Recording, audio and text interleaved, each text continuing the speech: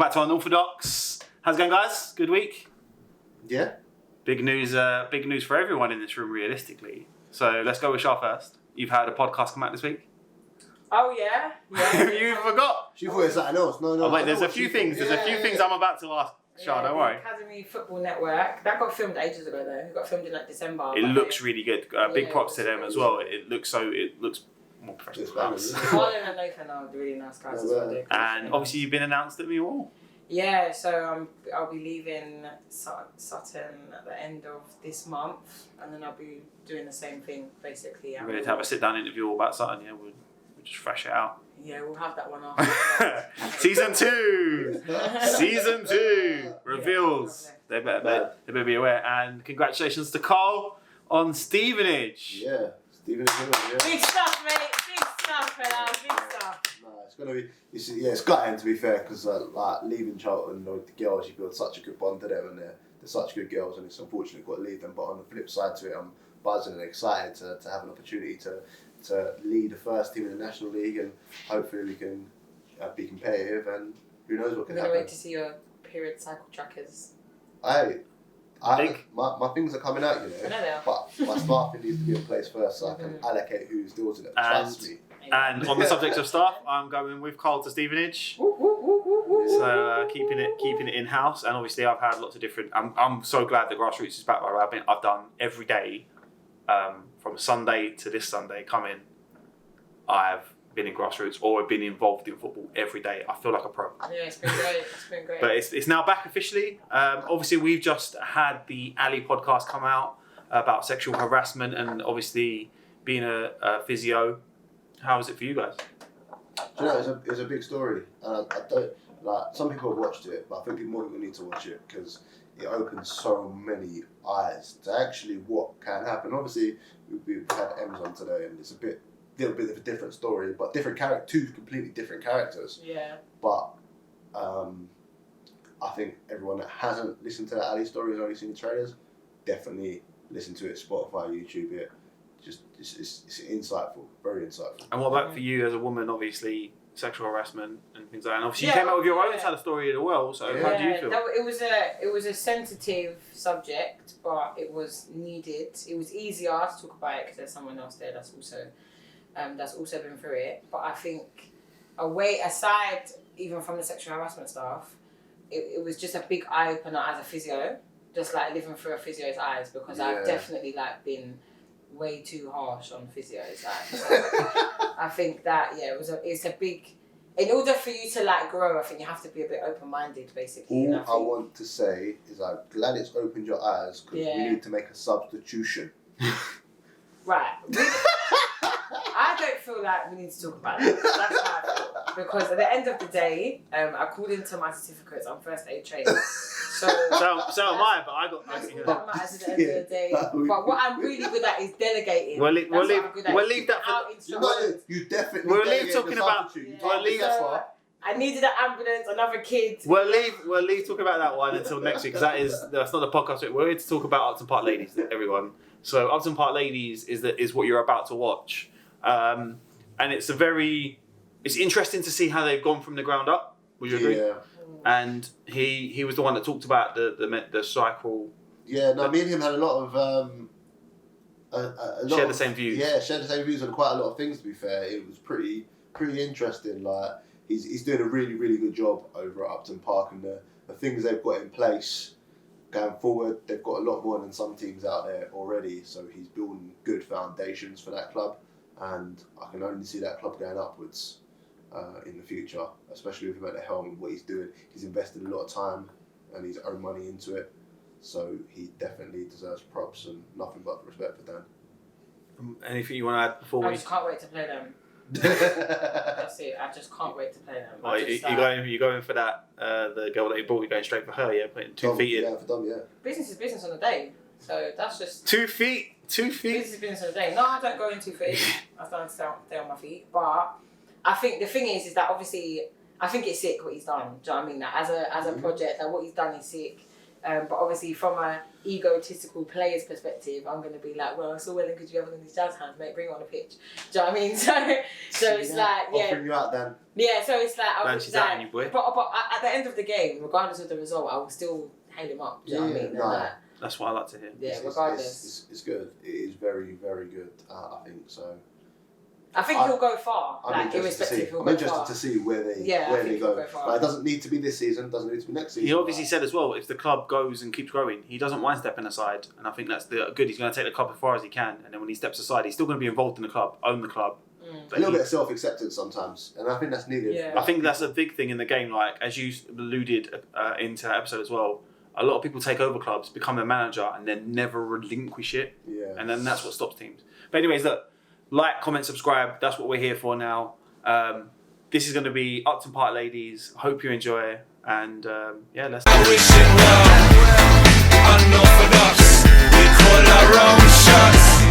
Welcome to the Unorthodox Coaching Podcast with myself, Carl Davey. Sean. And Brownie. Today with us, we have Dan and Dom. So Dan, just quickly we'll touch on where you're from and tell us a little bit about yourself. Cool. So I'm from Wales originally, South Wales, a little county called Pembrokeshire. Yeah, I mean, I grew up in a bubble. That bubble being Pembrokeshire, and decided to break free from it. Come up to London 5 years ago. Started obviously like coaching long before, so I was coaching when I was at Welsh Premier League side. Okay. So I coached probably from the age of like 19 in schools and community and stuff, and then really just got back into it over the last 4 or 5 years. Sweet. And yourself, Dom? Well, I came here when I was 16. Originally, I'm actually from Lithuania, so I used to play football back home. Okay. And then my dream was always to, pursue a professional football career. Yeah. And that's how I found myself here. Being 16, just moving away from home, and training for West Ham United for a few weeks, but I wasn't serious at that point, so I just dropped it after a few weeks, which I did say to Dan just earlier, like, I regret it. Yeah. But equally, I guess that's what brought me back into it, and that's why I'm here now. Waiting to see a Lithuania team then. Well, I used to play for the national back Did home. you? Yeah. See, you didn't drop that little one there, see? If I didn't say anything, we wouldn't have known. Just leave it out. I'm sitting out the drill. I'm going to sit out. She's modest. You know, I'm not just leave. participating. I leave that one out. I didn't do nothing. How was that? I know a lot of people like that consider like getting up and like relocating to go and play football. So what do? Just get up, boots on your back, just like leave the country, knock on West Ham's door. Can I have a trial, please? Like, how does that work? Well, it wasn't as easy as that. I guess because I played from such a young age, like people were recognizing me because I used to play and train with boys, and obviously when you're the only one playing with across, like, I don't know, the whole country with the boys, you just get all the attention you need. So I think about 13 or 14 years old me, I was trying to get into Denmark to play like for some sport there, but then my mom was like, no, you're not leaving this country, you're too young. And then 16 hit and my dad was here and I'm like, Mom, I'm going, see you later. So yeah, pretty much back to my stuff. I just came here, dropped a few emails to coaches at West Ham, and I was just like, listen, I played for international back home, you want me?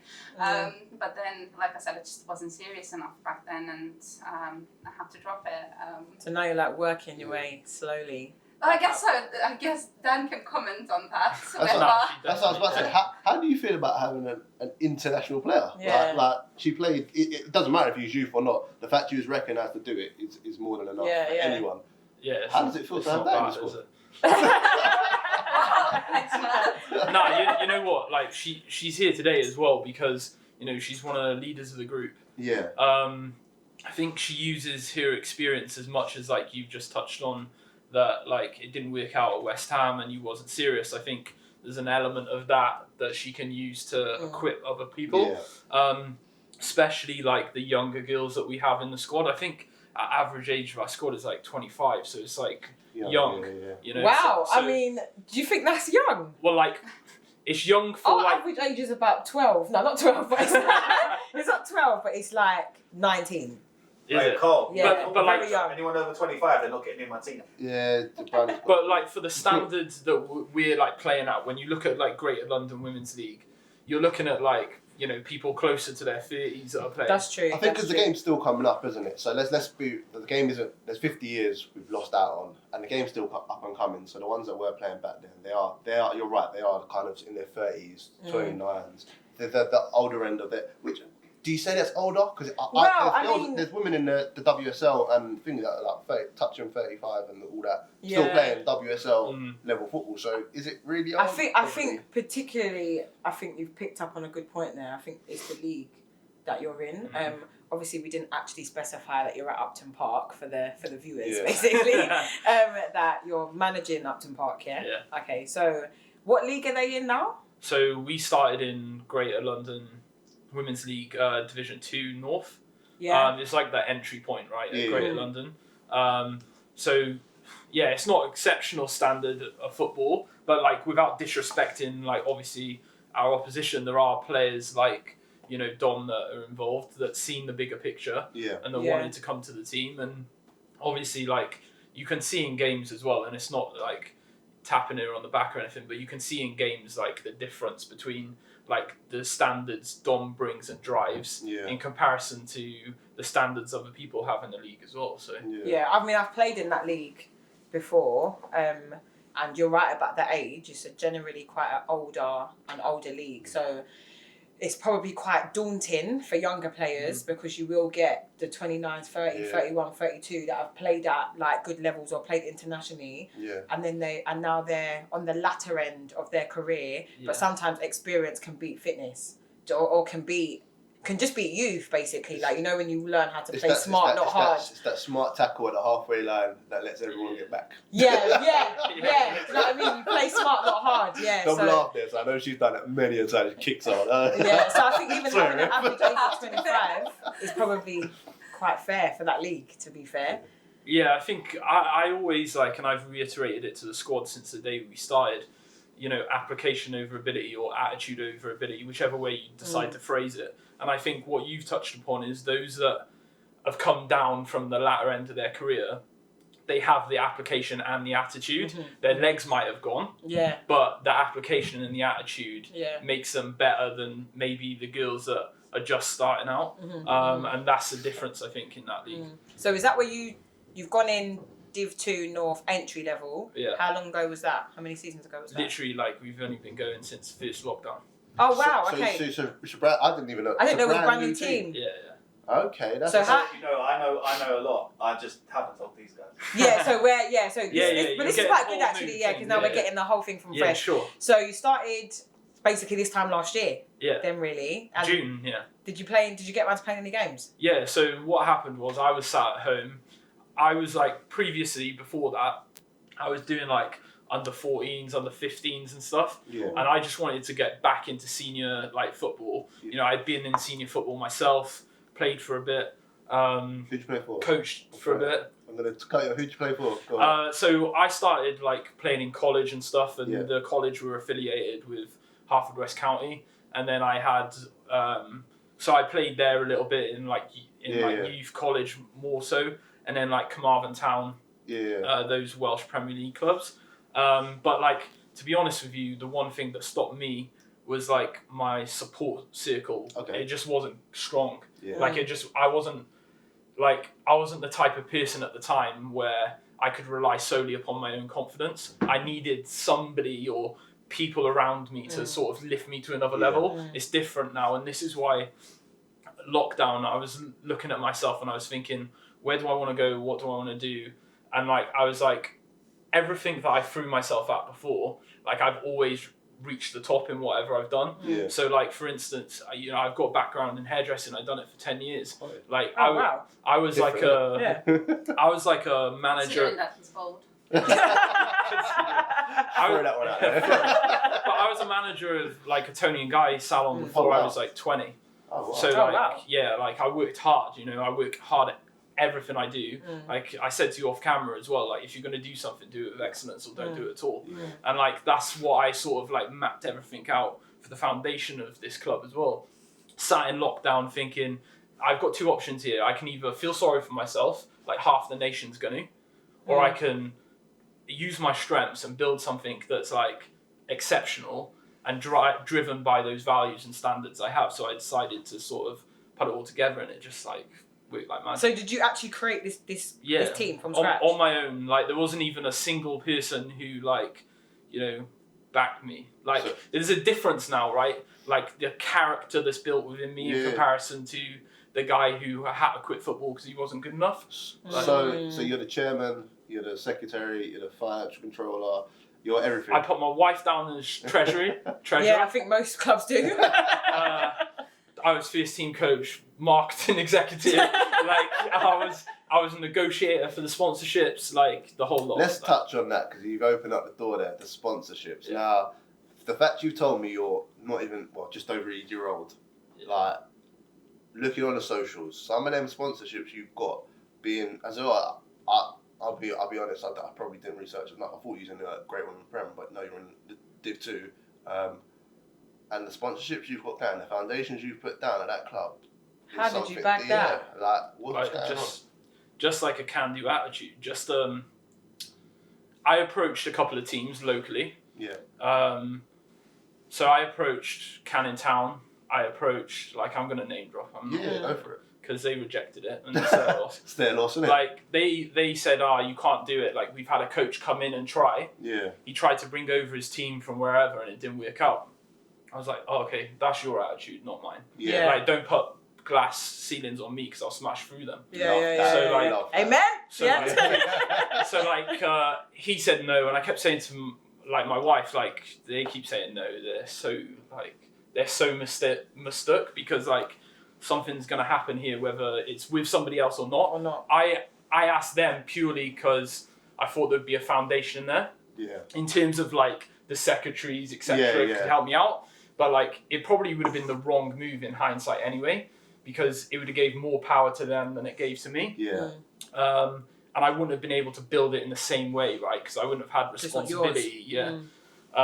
With the sponsorships, I thought to myself, everyone's at home, everyone can answer the phone. Like it's just a mindset, right? Yeah. Like you can either be like, no one's gonna pick up, like everyone's gonna be in a mood, or you could just be like, it's now or never, like Yeah.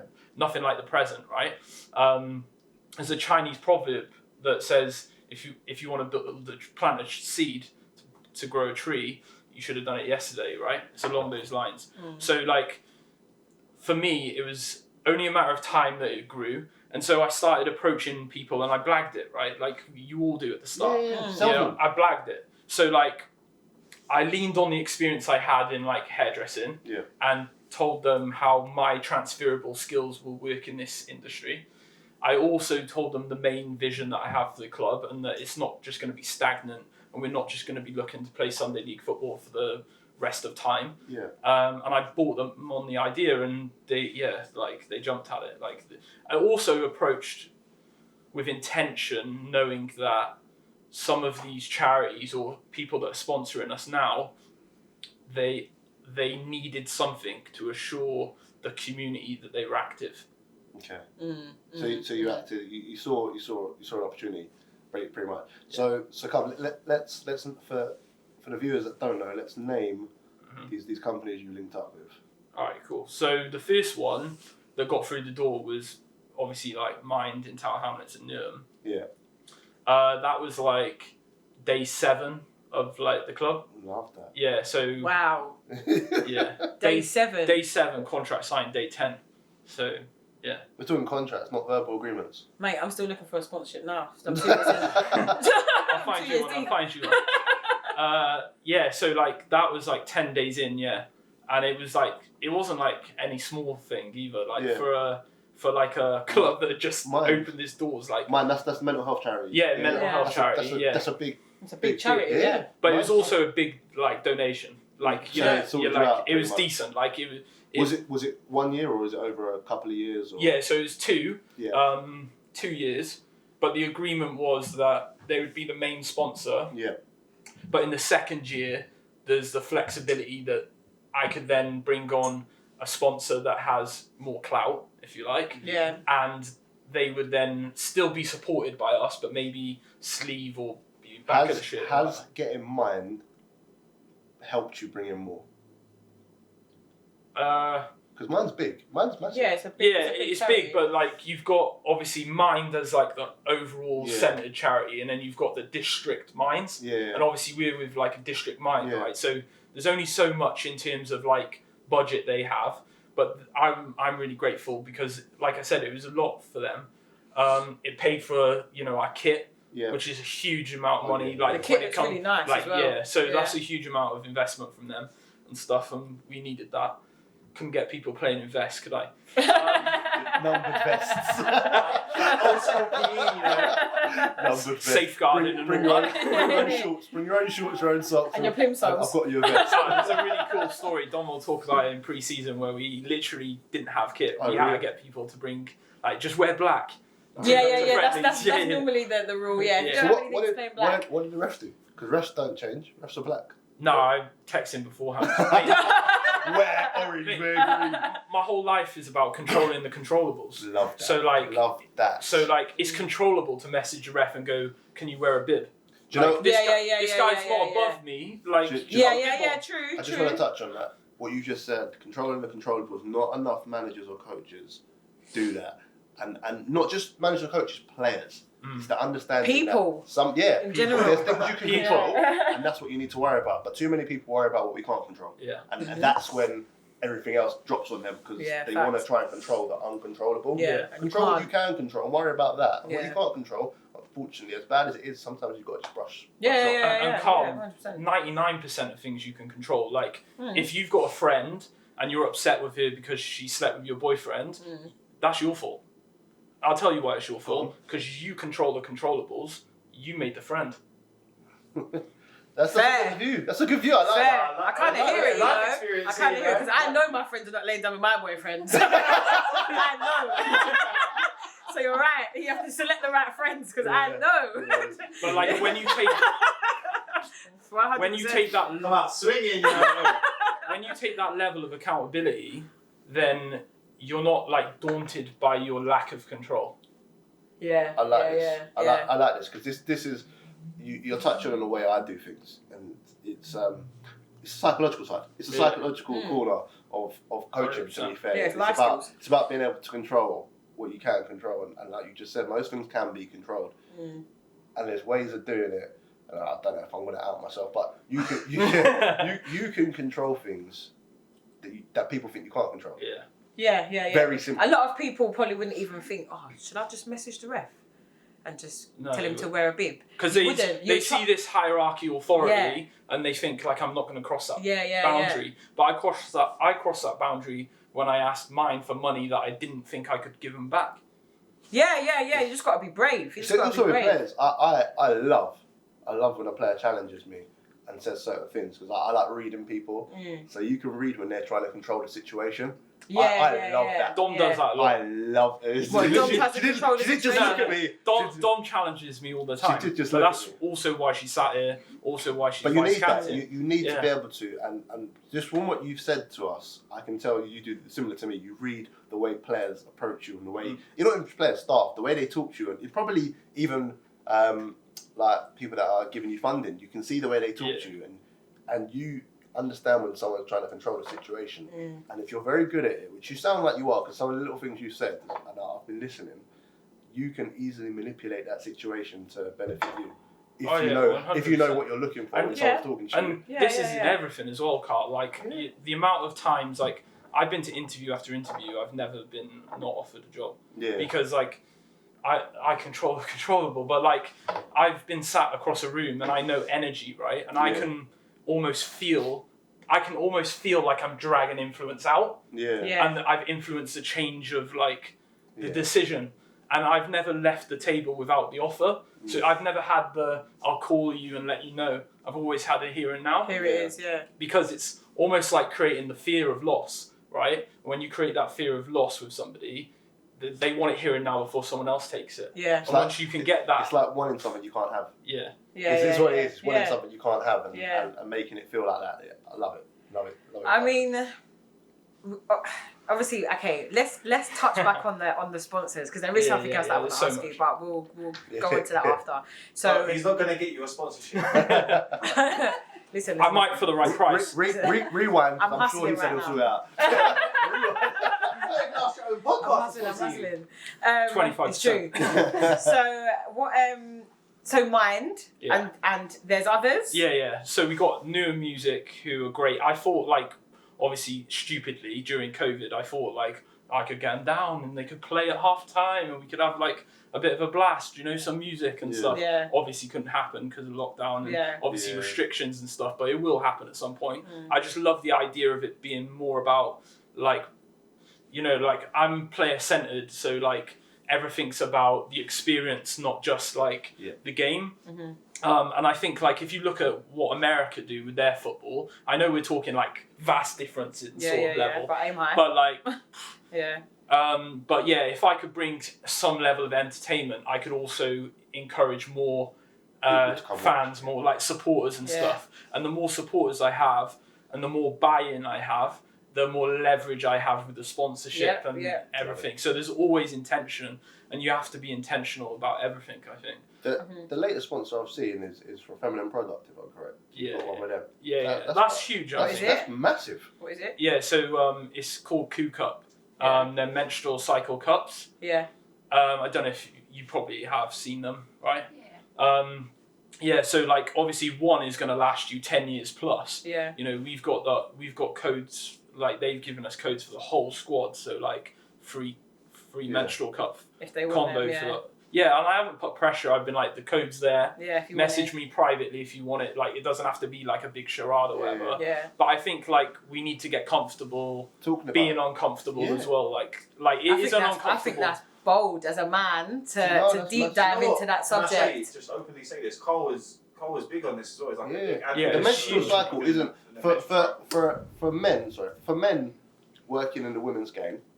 It's something I've seen a lot of coaches, and I won't name names or clubs, but I've seen a lot of them shy away from talking about the menstrual cycle. Look, the menstrual cycle happens. It's a natural thing. It's not something that you lots control. Like, so We wish we could control You know it. that. So we need to be able to approach that situation when it happens, and we need to understand that yes, it does have an effect on the women's performance, regardless. Yeah, it does. It doesn't mean you're not gonna play. That's not what we're saying. And any manager that goes, if you're in menstrual, you're not gonna be in the squad this week, because they don't deserve to work in the women's game. But it's conversations we need to have. And as coaches, we need to know when you're on your cycle. So we don't just look at you and go, "You're not running What's today," wrong with her today? or you look you're bloated today. Put on weight. Like I've seen managers say she's got bigger, but they've not got into contact. I knew why that was, and obviously I approached it, but you can't just look at a player and say, they're probably a bit too big. I think If they do, you look at the whole thing, Sure. and it could be as simple as, look, they're on their cycle. She's been eating a bit of chocolate for the last few days. She's feeling a bit of a weight. Do you know what I mean? But on the It's what it cycle, they is. get bloated, they slow down slightly. There's a whole load of things that happens around it, and I don't think, as coaches in the women's game, we approach that enough. And it's something that I'm looking to do. Not even at the top level. No, But I think from a player's perspective, I'm sure like you'd be able to relate from someone that plays, is that like it's a very like you said, a very unsupported subject. Yeah. So if like I'm quite lucky in that I don't have like bad periods basically, but a lot of women do. Like they suffer from like really bad periods. So a lot of players don't want to play. Like they'll say, I don't really want to play this Sunday or train this week because my period's really bad.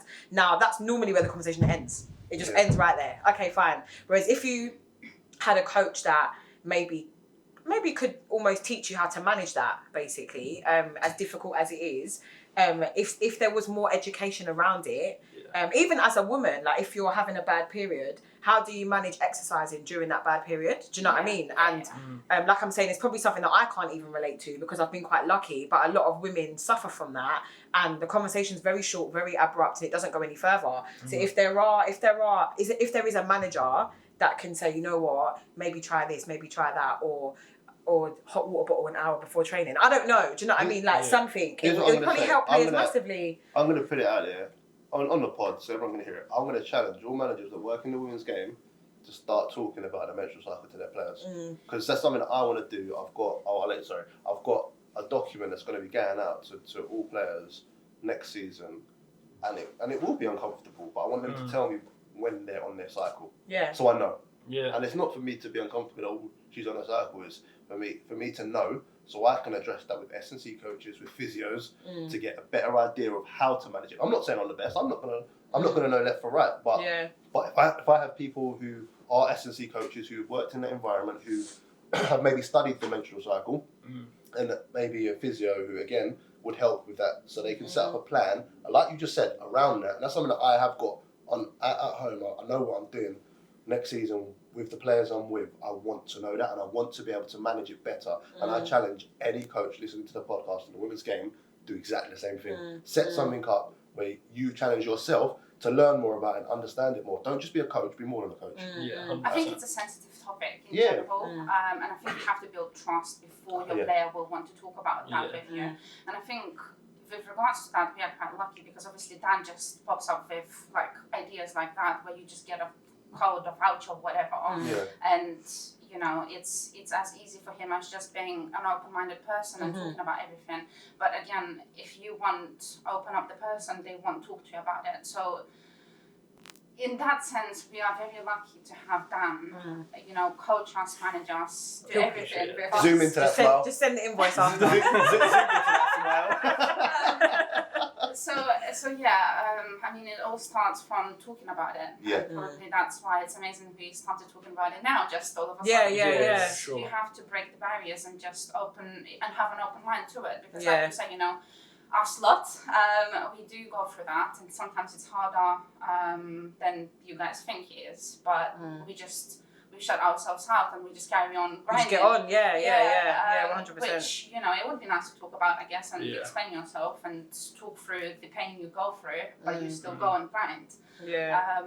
But yeah, it all goes back to just building trust with players and making sure that they can come to you and about talk it, about yeah. it. Trust with players. Yeah. And I agree. It's It's key. not something you just want to come and tell your coach. If you don't like your coach, you're not going to talk about it. No, you're not.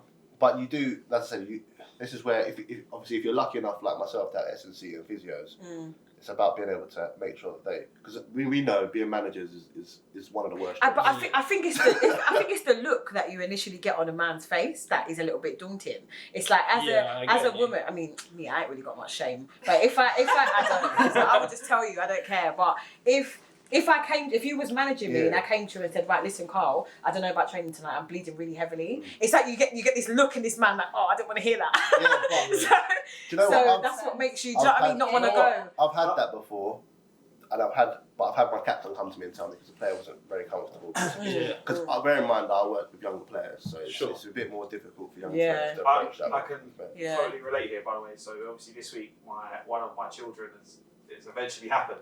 Oh, she started her period for the first time. But Woo, she's a big girl came now. out, so obviously the school were bringing it. The school were like, this has happened, and I was like, okay. So I'm wondering, like, I'm not afraid to tackle it, but I'm thinking, like, What do I do now?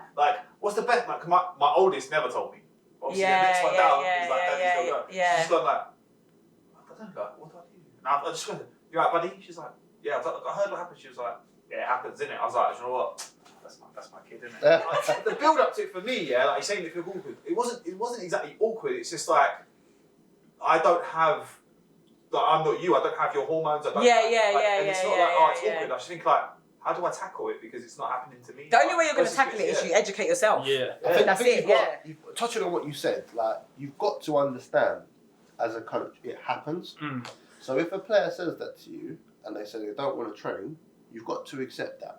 You have to accept it. There's no, but you should be playing this week. Like, accept it. Yeah. I think this is where you can flip it a little bit and be a little bit like, that's fine, don't train, but I still want you around the squad. So you still come, but don't just run around. Like, just be there. Yeah. So what you're doing is you're still having a player interacting with the squad. And obviously if the player needs to go to the toilet to do what they need to do, they need to do that. But they're still around it. So that's personally, at the moment, that's how I manage it. I still need to educate myself a lot more. Yeah, I am same, big on it. same. I am big on it, but I still do need to educate. But at the moment, that's my first thought would be that. Now, if there's something different, my DM's are always open. I'm happy for someone that knows more than me to message me and be like, actually, I can give you a period masterclass if you like. I'd approach it. I still want their players around it. I understand. I accept they might not be able to train because, as you said, different players have it in different ways. Some will have heavier cycles. Some will have lighter cycles. The lighter cycles might be able to a little bit bypass it, and the heavier ones probably won't. Yeah. And it's about us as coaches in that game and not just the male coaches, women coaches as well. I know they understand it, but there are some harsh women coaches out there that will actually play for it. Yeah, but you've been having Yeah, this yeah. for 15 years, so I don't want to hear it. Yeah, I used to play. They'll have the whole I used to play for it. And Yeah, stuff. yeah. So Yeah. I think not just men need to educate themselves more. I think because it is something that's probably not spoken about enough. Sometimes maybe even the women coaches in the women's game need to educate how to better perform. Emma Hayes does it. She has whole cycles. Brilliantly, She coaches different cycles and things. Yeah. And that's something that I'd love to be able to implement and love for it to be implemented if there was help from the FA, from grassroots up. Because what there should be is coaches that do the female game at younger There should levels. be a separate like course or separate something. What happens, like Brandon just said, his little girl went through it. What happens when it happens to a coach? Not just the teacher in the school environment. What happens when the girl's at training and it happens on our watch? Like, what would you do then? Yeah. Do you, like, sometimes parents aren't there.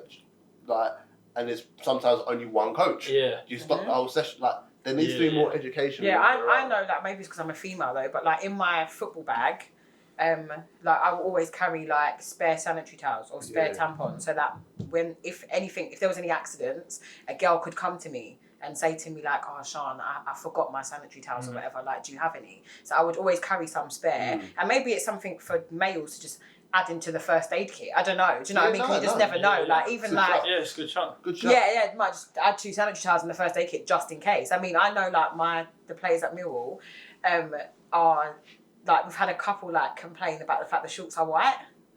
I spoke about this briefly. Yeah, white that the shorts are white. Yeah, because any accidents and you can't hide. There's no hiding. Yeah, because the shorts are white, and you haven't. Not everyone's got budget, let's say, to have spare shorts just hanging around. Do you think that needs to be addressed in the women's game? But this is a question to both of you playing it. Do you think white shorts is a no-go? There you go, simple as that. Do you know what? I don't know about you, but I've never considered it prior to that moment. No, neither have I. Yeah, I didn't until it happened to someone. Do you think it should be a no-go? Because what happens in the middle of a match? Well, sometimes white shorts look really nice though. So I don't know. That's a hard one. What because, about just white shorts for the warm-up kit then? Yeah, but things can still happen in the warm-up. It's still embarrassing. Yeah, but then I get that, but then. So If you it like is a my question. shorts- This is me I don't know. educating myself. Yeah. This is me educating myself, and it is for you. We didn't plan to talk about periods, but we're here now. Yeah, This is that type of We've tried. We've made it. you know. They just said even said anything. No, just talking about periods. Yeah, I said anyway. this is so. White shorts, it happens. You can't hide. How do you address the situation? I This mean, is my education now. oh god. I mean, in not me personally. Well, how do you stop it from appearing? Is there a way? Like, obviously, you got the link. That probably helps. I don't know. Yeah. So like, obviously, the person who is supplying these menstrual cups is training, cycling, running, everything using this cup. Yeah. So obviously, they've had no problem, and the people that they've sold to have had no problem. So that probably helps. So that probably helps, and which is one of the reasons why I was pushing it, right? Because like I don't know, I would feel if it was happening to me, I try and put myself in the athlete's shoes all the time. If it was happening to me, I don't know, like I would feel It's uncomfortable. different, yeah, because as guys, if we bleed, like we just go. But it's something that happens, and like you said, there can be heavier flows. And Yeah, I mean, that's- your only option is under shorts, basically. but does that get rid of it going through the undershorts? Potentially? I'm It's- asking. it's- I don't there's- know. Yeah, the but material. if you're wearing white shorts, you're required to wear white undershorts. Right? Yeah. Yeah, so you're kind of screwed, basically. Okay, Anyway. that's you're kind so of screwed. basically, if you have a white shorts, what you should have is when you got a blood kit for like when people bleed, you should have spare shorts.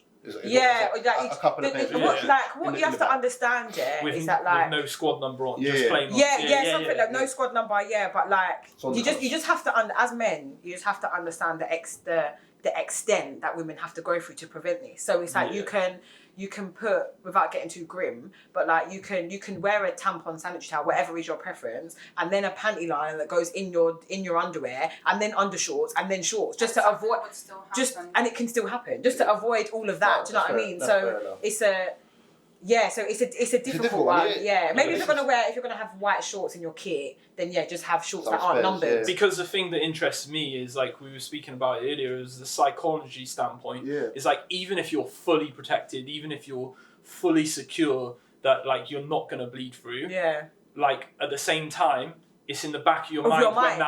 when that lofted pass comes over, and that little small margin of you thinking about it might be a dodgy touch or whatever. Yeah. And it might be because your psyche is thinking about 100%. what could happen Yeah. if I raise my leg here. Yeah, you feel your underwear move a little bit and you think, shit. Sorry. It's crazy, but it's true. Do you know what I mean? It's so true. Do you know what? I still challenge it. And do Yeah. you know what? Yes, we all need to educate ourselves a lot more in the game because it's not going to go. It's not tomorrow. Not magic up. Females aren't going to be born without periods. It's going to happen. It's staying. So, yeah, exactly. So like we just need to educate. But carry on. Sorry, we got drawn away because Yeah, I think. I genuinely think that's because to me that's probably one of your biggest sponsors.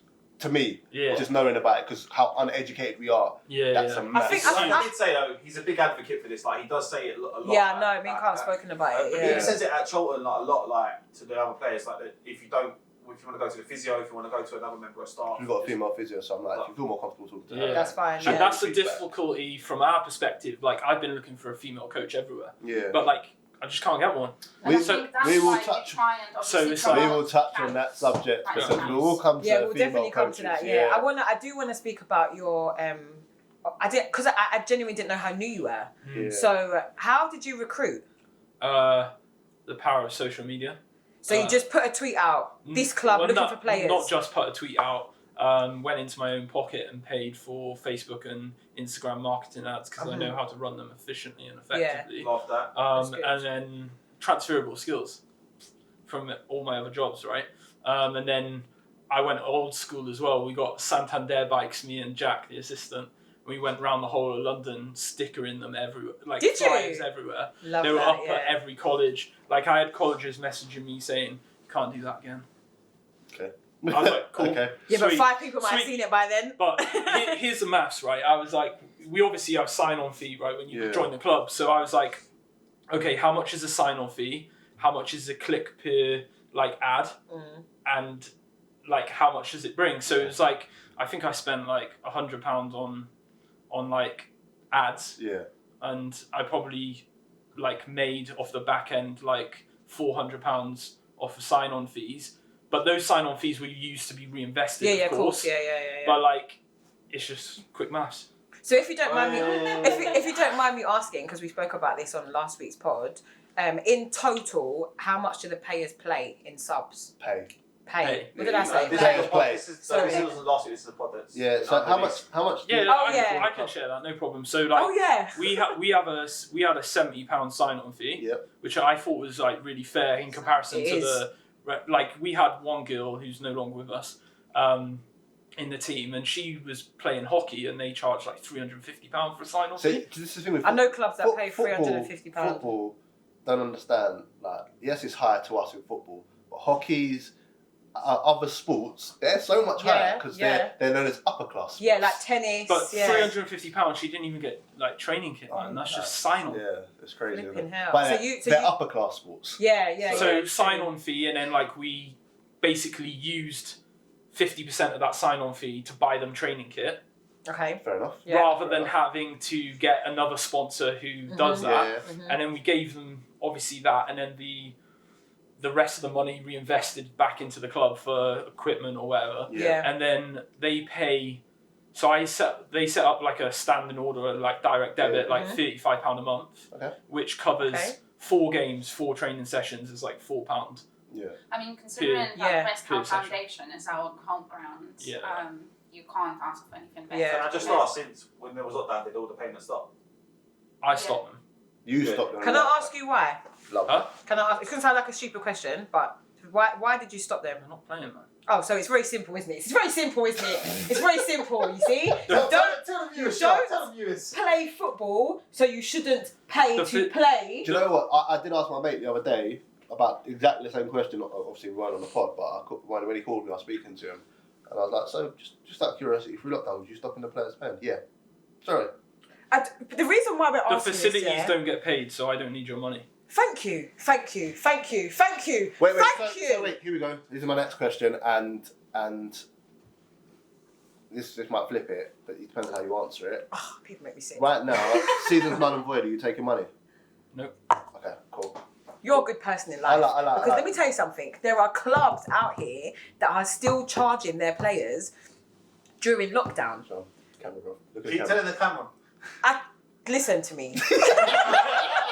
I've had enough. So, and not only that, but they've paused the payments during lockdown with the intention of recalling that money.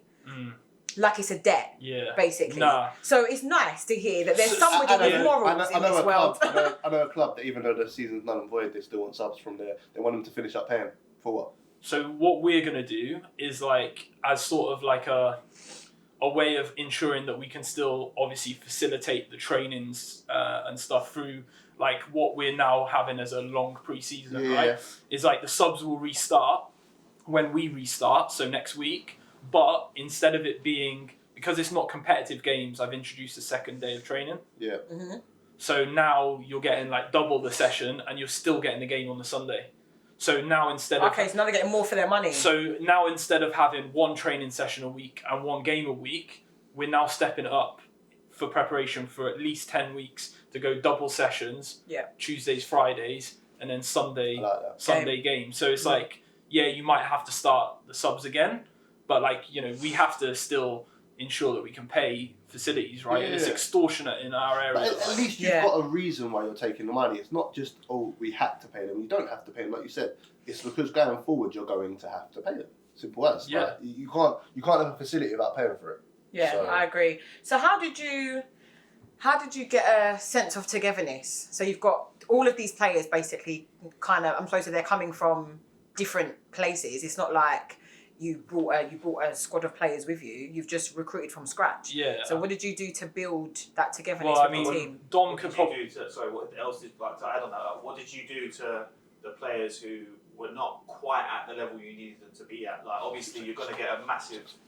Accepted them for where they're at. Yeah, that was me. Like, so you accepted them and you just said to them... Like, expand on it.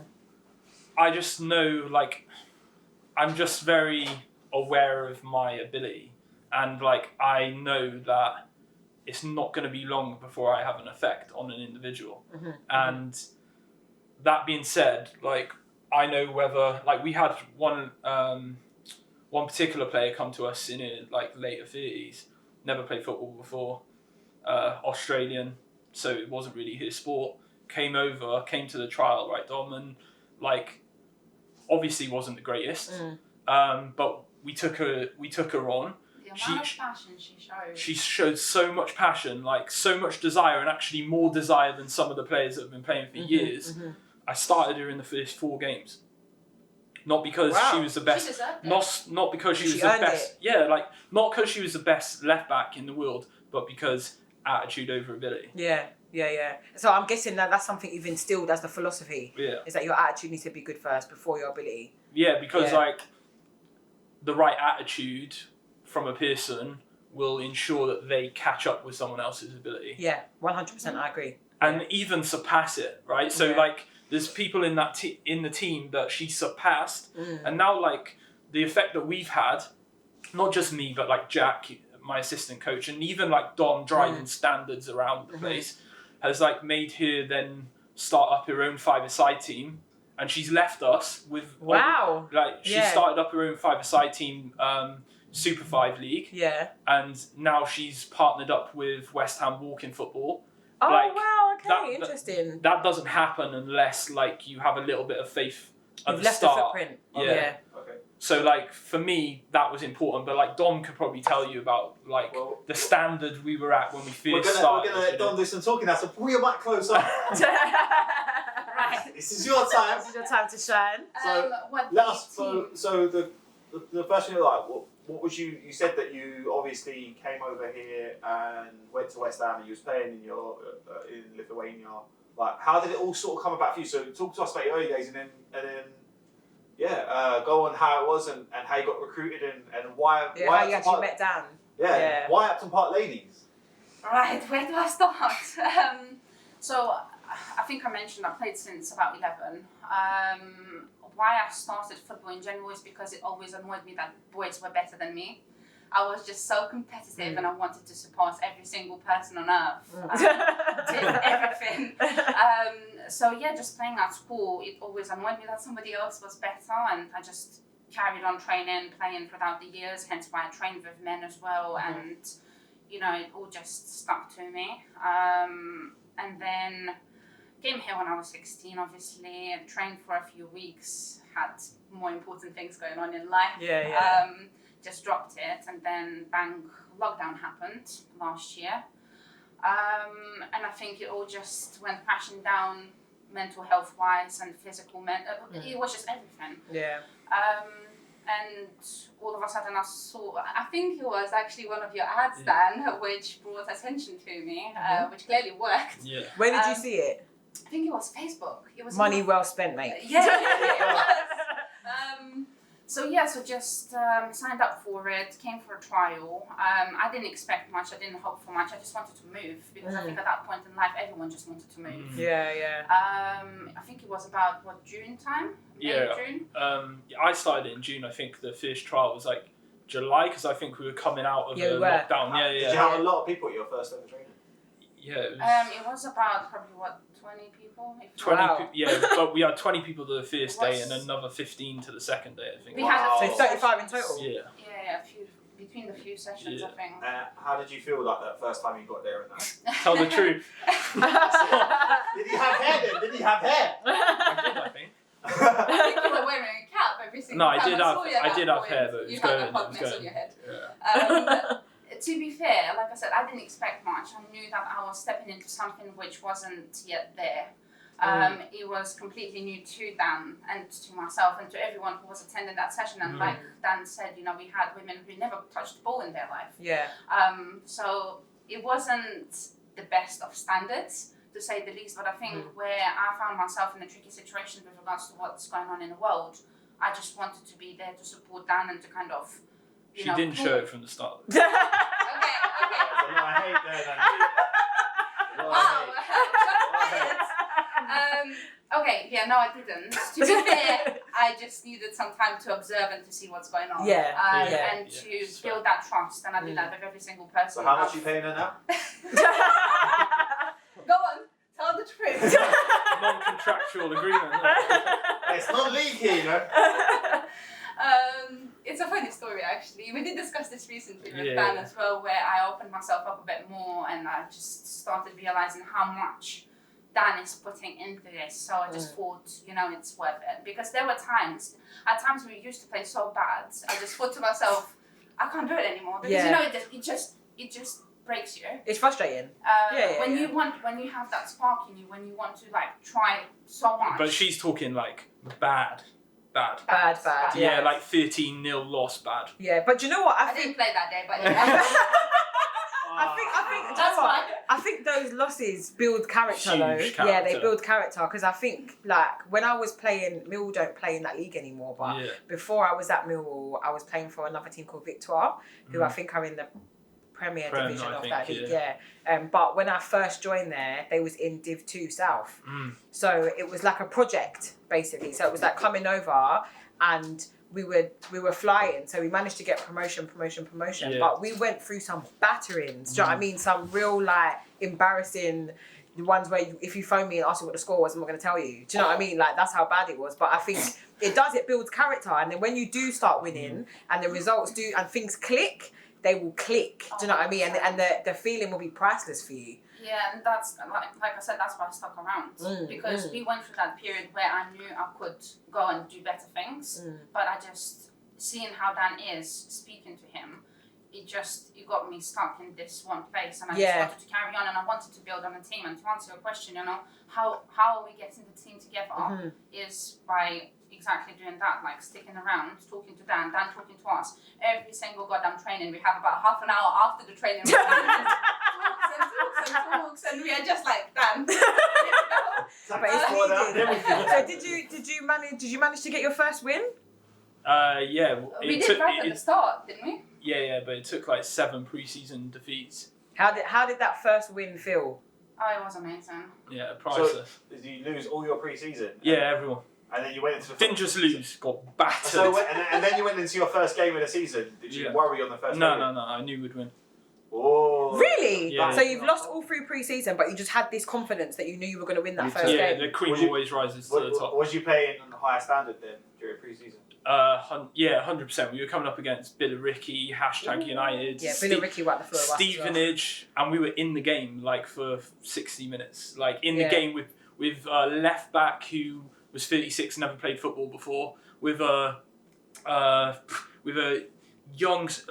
youngsters in the squad, like 18-year-olds who like fierce touch of women's football. And Yeah. injuries, Like, loads of You were injuries. injured for, I don't know, I needed a physio back then.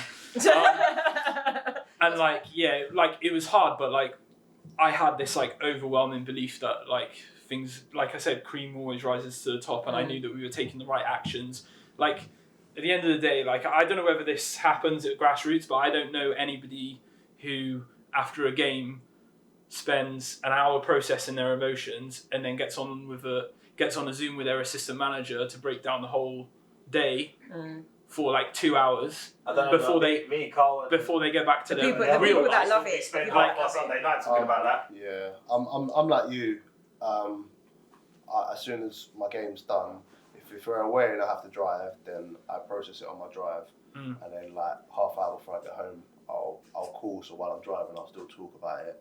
Sometimes depending on what it is. Luckily for us this season, I was about to say we haven't lost yet. We haven't lost, so I've left my managers and. Can I say though, we drew the last game. He was so upset for about 3 or 4 days. I'm not gonna lie.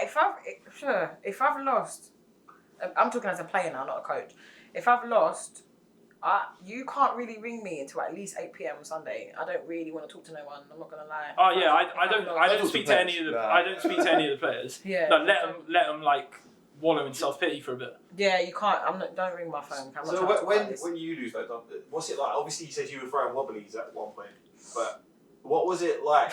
No, but you're saying. Sorry, I didn't say that. What was it like for you to like? You're saying, oh, you didn't want to walk away because of Dan, but like, how close was you? And what's the frustrations when you're getting beat by that many goals? Well, it's horrible, ain't it? Like you just. Don't want to lose. You get off the pitch and you think to yourself, well, what's the point? And I think Do you first look at yourself, or do you look at the people around you? I think it's both, because at the end of the day, it's your performance, but it's as much as your team's performance as well. Because you're not the only player on that pitch. The end result will obviously depend on how the team is glued together and how you play as a team. Plus, how you are managed and how you are coached. It was a difficult time, and I still remember it still plays on the back of my mind where I stood with Dan and we had a chat off the pitch, and I just thought, well, that's it. Do you know what I mean? Like, I'm gonna probably turn around and not come back. And I think Dan addressed this straight away, and that's what I love about our club, because we get things addressed there and then. That's good. We stood there again probably for about half an hour, and Dan was just like, well, if we're not going to step our standard up and if we're not going to train hard, our good players are going to leave and we are basically screwed.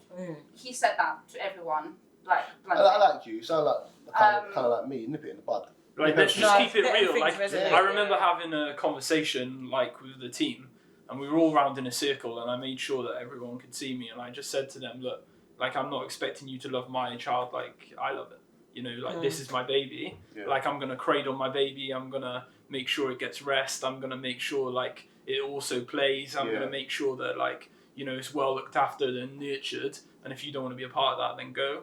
And like, if you are sticking around, just know that like I'll treat you like part of my child, and like you don't have to love it like I do, but you need to come with at least a babysitter mentality, Yeah, I love that. Yeah, I like the analogy. Yeah. I mean, so how many games did you actually get around to play before the season was null and void? 8. And how were you getting on?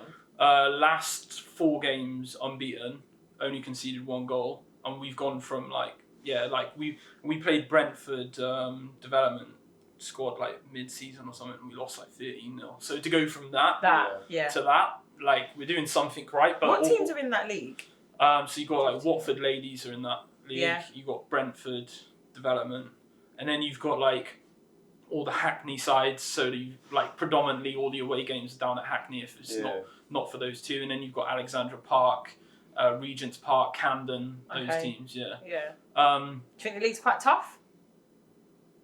like For you, Yeah. Is it For your tough team. For your team. for where we were at, I genuinely think like what we're building. I'm gonna get this thrown back at me if it don't come off, but I'm pretty sure it will. But like, I'm confident going into next season. Now that we've taken the steps we have, with obviously like the league decision that we made and stuff, which we'll touch on. Like, I think this preparation is key now because I think we can kick on, and I genuinely think we should be challenging in that league because we've got more than good enough players to do so. Well, I mean, training twice a week in that league will definitely be a bonus because there'll be a lot of teams that won't train. Yeah, won't train at all. I know. Yeah. Or will train once a week Yeah. for an hour and a half, probably. So having 2 sessions would be good. So let's talk about the league decision that you made. What you decided to opt out, go into the cup. Yeah, so obviously, like, the league made a proposal. It was fair, right? It was I say, like, there was not much they could have done other than completely null and void it. Part of me was like, if you null and void it, you take accountability as the league. Mm-hmm. You splitting it puts the accountability back onto me and actually makes it my problem I've got to address with my players. So I kind of felt like, ooh, you're kind of like, take it. You lot decide, so then we can't. Yeah. So like no the one fire, can write me hate mail basically. when I was on WhatsApp and I was like, should we do this over Zoom because there's a lot to talk about, and the girls were like, nah, let's just give it to me now. And I explained it. A lot of it was like, nah, let's still play the league, and then I just showed them the bigger picture, and they were like, yeah, as long as we play week in, week out. And I think that was the important thing, right? Is playing week in, week out, getting the right preparation. We're still a young side, like young in terms of how long we've been going. So I think gelling is a massive important part, I right? think that was the main thing. We all wanted to play, and we had this conversation like weeks before that meeting took place anyway. And I said, well, ask the girls, because I was the one who just wanted to run out on the pitch and just play. I couldn't wait for that to happen, and that's why I was just like, well, think about all the positives. Like, we need to glue up as a team. We need to have more time together. And where obviously you put up a poll saying what you want to do. We just had probably 70% saying we want to carry on with the league. But that was driven by the fact that everyone just missed being together, missed playing. And I knew that, right? I knew when the poll was going to go up, everyone was going to vote to play. But I also knew that, like, and you probably get this as well, like all of you, is like sometimes you've got to also give your squad the idea that they're responsible and accountable for decisions, but also they need to understand that they won't understand the grey areas of those decisions, and you have to take like an authoritative decision, what's best for the club. And we felt like, given the financial burden on the club in terms of like the facilities that we have, that playing for nothing and still having those reoccurring costs wouldn't be great for the club as a whole, the long-term plan. And equally, from a competitive standpoint, the teams that we've got to play now in pre-season that we've like lined up and stuff, that's going to be a lot higher competition. Like, no disrespect to everybody else, but it just is. It's leagues above. I think we are better off now with all the games you have lined up, and plus, like he said, 2 trainings a week. It's a massive step up for us, I think, in general. So like, I think some girls would go like 3-4 if I put it on. Like like, some girls that really want to like get out there and play. I think they would literally train as much as I asked them to. I would love to be in a position where I would devote my time to the girls to be in a position where it almost looked like, professional. Like, because my mentality is like, if you want to be somewhere, you've got to act it before you become it, Like, and for me, like, my end goal, as bold as it is, and people will laugh at it, people will say it can't be done, but I've witnessed and watched it happen. And like, our goal is National League. Like, it's our goal. Love that. And like, it's only about 3-4 promotions, isn't it? Yeah, like I spoke to Kent United, who've done it 4 seasons back-to-back promotions. Yeah, it's like straight in. They've gone from park football to playing at their stadium and that, and like, it's doable. So if that's the goal, love it. So there must be things in motion, because ground grading changes as you go up. Sure. So there must be you've got ideas in motion of where you need to go or what happens. So that's the goal. I love that goal. I'm gonna completely go a little bit off topic, because we'll go back to kind of who you've linked up with. I'm talking about this Fulham Fan TV you've linked up with, because because you got, like as you said, you train at West Ham Foundation, so you've got links with like the West Ham Foundation thing, and then you go Fulham Fan TV. I'm confused. Explain. Because Fulham's got a women's team. Why are they not linked to them, and why are they coming to you? Because we're doing something unique. You could go straight where it's already happening, and straight where the progression might be just like a couple of promotions or like whatever, or you can come and build and be on the journey. And I'm just good at convincing people to come on the journey, I guess. So what is it, Upton Park Women's TV? Is it getting changed? So part of the negotiations. now there is plans in place, like part of the like website launching in the next week or so. Part of that is having UPL TV, and the UPL TV side will be like not so much like podcast side, but like pre-game, post-game interviews and stuff, and like proper, like making it as professional National League standard, you know. And part of that was them getting involved, but also I spoke earlier about being intentional, and I spoke earlier about dangling carrots and how like, you know, you want to like position yourself with leverage so that others think, oh, you know what, like I want a bit of that, but I can't quite get it. Like for me, the position that I took was partnering with Fulham TV kind of makes it feel to the team that we're most linked with, like, oh, we're going away from it. The intention is how bad you want us to stay with it. You know? And since I made that move, there's been some interesting conversations. So you're linked with West Ham. It's, you know, it's in the name Upton Park, but obviously you're with them. What was that like, getting that conversation going, and how did you even get into the foundation? Yeah, there's no, I just want to put out there so there's no like come back on me. There is no like affiliation as of now, at least, in terms of like official affiliation. In terms of official, but like going about West Ham Foundation, like I just contacted people through like LinkedIn and stuff. It's been powerful, LinkedIn for the club as well. And for me personally, like trying to achieve my goals as a coach too. And then I linked up with a few people, and then I've started this like bit of a community with a couple of the coaches at like West Ham Foundation and West Ham Academy, where like we're going to come together and put a bit of pressure on Newham as a borough to force them to either make facilities more accessible for our women, or to at least put pressure on them to build new facilities, because there has been plans and they took the plans away and then they put them back out and they're like dangling that carrot. And I think we just need to all come together as a collective group. And so part of that was doing that, and then obviously building that group allowed me to have access to the right people to book those things, because the facilities are well busy at West Ham Foundation, to be fair. It's hard to get times. Fair enough. You mentioned earlier about your difficulty of finding a female coach. So, let's talk about that. I've looked for that. And I just want balance, man. Like I want balance within the team, you know, like we spoke about earlier, periods, menstrual cycles, like that conversation is helped by having a female within the influence, you know, higher influence. Not only that though, there's like nuances that females bring I will never be able to deliver no matter how much I try, and any coach that's that insecure that they can't admit that, they need to get in the bin. 100%. Because like Can we get a repeat of that? Yeah. Like they need to go in the bin. They need to go in the bin.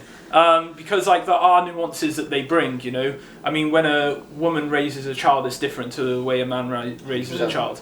And you know, like my analogy earlier about my child being this football team, if I can get a woman involved who loves it as much as I do, he'll be raised in a much more healthier way. So is it the difficulty of finding the right one, or the difficulty of finding any female coach? Because I know that female. Do you know what? We're like gold dust. Let basically. me. You sort of like gold dust. We're like gold dust. It's not just the case of finding the right one, because to a degree, yes, they do need to be the right one. But as you've just said, it's any. Do you know? It's very difficult to get women coaches, and I'm a big advocate of helping develop them. I'm not saying I'm the best coach out there, but obviously I've got my A for B, so I can help aid development. I don't care, no qualification, level 1, level 2. or UEFA B. UEFA A better than be even better because I can learn even more. But I'll learn off any single one of them. Yeah. No qualification. Yeah, same. I will learn. Same. So, and as you said, there's little gems they'll drop that we'll never be able to drop. The thing is that I like about Heart to Part ladies that from obviously listening to them prior to now is that he'll accept anyone. It's not like you said about the players where you come in and some of them weren't quite in the grade. We didn't get rid of them. But you back yourself to make a difference. Yeah, Mm. like, Yeah. We even said like we didn't get rid of them. We kept them in, and we just said to them, listen, we're going to develop you, and if this isn't for you or we're not for you, then at least we developed you. And I think he's saying that about coaches. Because when the standard rises and they can't take the heat no more, they'll find their own path. Yeah. But as long as you've aided that path in a positive way, like, then you've done your bit. And as well, like you're at the start of your journey. So for anyone coming in, if they're at the start of their journey, it's the perfect. Well, yeah, I think Yeah, if like there's any 100%. female coaches that are looking for Why The do you- girls their would give first club. the girls would give that new coach an opportunity to learn on the job as Yeah. well. Like Yeah. they're not gonna, they're not gonna judge that new coach coming in going like, oh, she doesn't know what she's doing or she's never done this before, because that's my responsibility to do that main thing. Yeah. And so Jack as well. But like, yeah, I think like Have you actively, looked. yeah, like Yeah, I in suppose the most least Man's got patronising way money, come possible? on. But I mean, like, yeah, have you? Is it like I've actually like I've really I've spent gone out as and much looked? on ads in finding a So female are you just coach. not? Are you like, just not getting I don't know an whether- interest, if that makes sense? I don't know whether it's like it's a catch-22, right? Because I don't know whether if we already had a female coach, they might come on board because there's already one representing. Yeah, I get you. Yeah. But like it's a catch-22 because it's like, how do you feel coming to a club that's brand new. brand new, but Yeah. also like all the staff are like men. Let me So it's like- flip that, because I'm going to talk as if you're doing me with that as well. Because when Terry left Charlton Women, I eventually at some point, I think you probably saw my tweet, I said, look, I'm going to be looking for coaches to help fill my team. I had, no lie, and I'm sorry to those that I haven't responded, I listened to God, no, I had about 25 to 30 messages from people, from guys asking about that role. I never once said I was employed for it, I said eventually I'll have to get a new team. Yeah, But I had yeah, about 30 messages pop through Yeah. on Twitter like crazy. Not one was a woman. Then I specifically put out saying I was going to look, but I wanted a woman Yeah. on Twitter, and I think I had 3 messages. And then when I started talking to them, they stopped talking to me. See, the thing is that oh god, I suppose as a female coach, there genuinely isn't a lot of us. They're just I know that we're like gold Yeah. dust basically. There's just genuinely not a lot of us. So when you go, we've spoken about it before, me and Carl and Brownie as well, is that when we go on courses, there's 20 man in a room and there's 2 of us or 3 of Sure. us. Yeah. So there's generally not a lot of us anyway. And then I think that because you know you're going into a man's world, that's daunting already. So there is a bit of what you said, Yeah. as in you're walking into an all-male team. A lot of females feel a little bit skeptical about working with just men. Some women are brave enough to do it, but you're looking for a very specific type of woman, and there's not a lot of females anyway. Do you know what I mean? That's doing it. I mean, I could sit here and talk all day as to why I actually think this is, but I just think that without being here all day, I just think that there's a lot of stripping back that we have to do, and women are not encouraged to be in the Yeah. game anyway. Coaches, physios. What I'm going to say I is think- I players, think there whatever. will be a flood of women coaches in a few years. The reason I say that is because there's a lot of female-only courses, we spoke about female-only courses anyway, but there is a lot of them going on. And they are Yeah. full. There's like 30 students there. But what they are is 17, 18, 19-year-olds and ones and young women, so 25, 26, who are still playing. So what you're doing essentially is you're giving your qualifications to players that actually have a career still in playing. Yeah. So they're not going to coach and play. Like some will, but most won't. Yeah, Especially yeah, if they're yeah. 17, 19. Yeah, because I mean, when you just said about I'm looking for a female coach, the first thing They're as a playing. female coach that I'm going to think to myself is, oh, I'll do it. Oh no, I can't. I'm still playing. Yeah. Yeah, yeah. Do you know what I mean? That's the So first give it- thing that I would give think. it 10, give it 10, 15 years. Yeah, maybe when I'm there'll be 35, I might. There will be. There'll be a flood of women coaches. I can assure that. 10, 15 Yeah. years. Also, on the flip side is obviously we spoke with Ali last week, and that pod will now be out now by the time this is out. And you were saying about stripping back.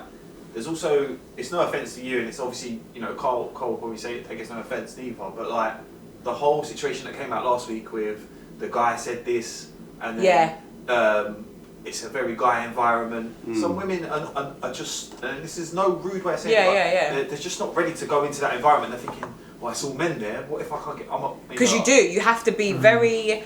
You have to be very thick-skinned, and you've got to have a chin, basically. What I'm saying, any any woman that got involved with my team, I wouldn't have none of it. But even that, like, you don't come across a lot of views, if that makes sense. As in, like, a lot of men that are also willing to protect you. But equally, if we're having a conversation of like, I'll back you 100%, whatever, we need to like also understand that part of that is like, why should you have to? I've got my own.